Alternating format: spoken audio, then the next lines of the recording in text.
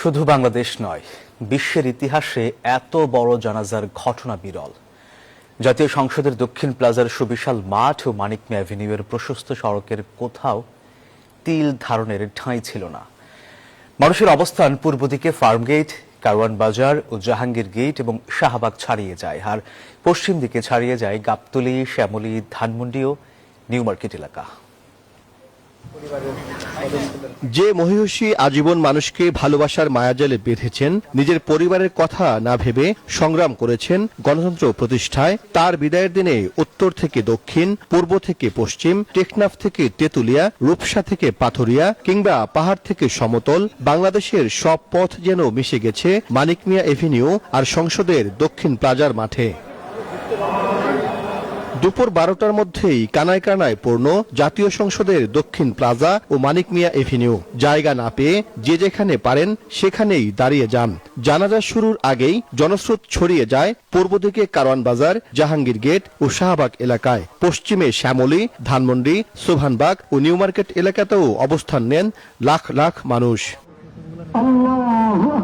এত বড় জানাজা শুধু বাংলাদেশ নয়, বিশ্বের ইতিহাসেই বিরল। অনেকেই বলছেন এত বড় জানাজা আগে কখনো দেখেননি তারা। আসসালামু আলাইকুম ওয়া রাহমাতুল্লাহ।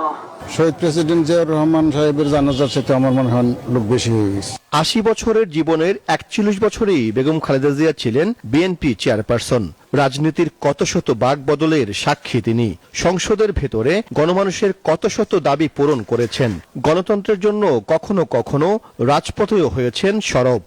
উনি বলছে দেশে আমার সব, দেশে আমার, আমি দেশ ছেড়ে কোথাও যাবো না, উনি সেটা দেখাই দিয়ে গেলেন। আজকে বিশ্বের সব নেতারা ওনার প্রতি কৃতজ্ঞতা জানাচ্ছে। এমন নেত্রীকে আজকে হারালাম, আমরা অনেক ভারাক্রান্ত আমাদের মনটা।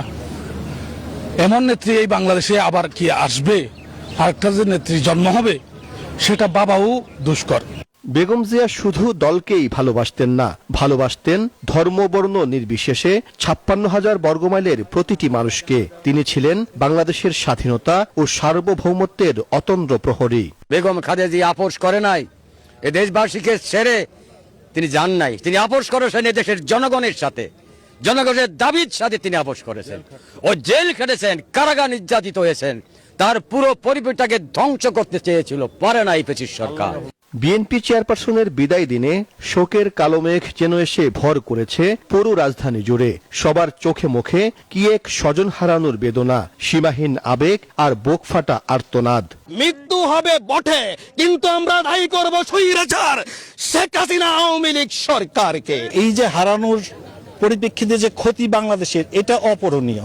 বেগম খালেদা জিয়ার মহাপ্রয়াণ বিএনপি হারালো একজন সাহসী কাণ্ডারি, আর দেশ হারালো আপোষহীন এক মহানায়ককে। তবে তিনি যে দেশপ্রেমের আদর্শ রেখে গেলেন তা টিকে থাকবে চিরদিন। একজন রাজনীতিবিদের জানা যায় এত মানুষের উপস্থিতি, এত ভালোবাসা, এত আবেগ, এত কান্না, এত প্রার্থনা শেষ কবে দেখেছে বাংলাদেশ? প্রশ্নের উত্তর হয়তো আপেক্ষিক, তবে এই বিশাল জনসমুদ্র স্পষ্ট বার্তা দিয়েছে বেগম খালেদা জিয়া অমর হয়ে থাকবেন কোটি কোটি মানুষের অন্তরে, যুগ থেকে যুগান্তরে। সাইফুল ইসলাম, নিউজ 24, জাতীয় সংসদের দক্ষিণ প্লাজা, ঢাকা।